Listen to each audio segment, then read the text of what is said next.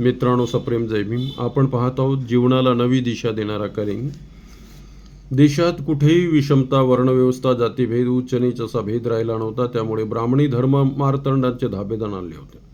ब्राह्मणी वर्चस्वाच्या पुरस्करित धर्मांध शक्तीने काही काळाकरिता का होईना आपले डोके बेडकासारखे पाण्यातील डबक्यात छापून घेतले होते.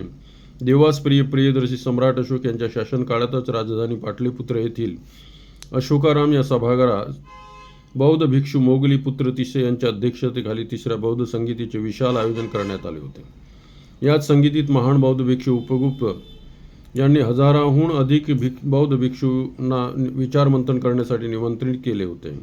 या संगीतीत 9 महिने भगवान बुद्ध आणि त्यांचा धम्म या विषयावर बौद्ध विद्वान मंडळीमध्ये चर्चा झाली. या तृतीय बौद्ध संगीतीनंतर सम्राट अशोक यांनी बौद्ध धर्माच्या प्रचार आणि प्रसाराची गती वाढवली. त्याने बौद्ध धर्माच्या प्रचार आणि प्रचारासाठी प्रचारक मंडळी यांची नेमणूक केली.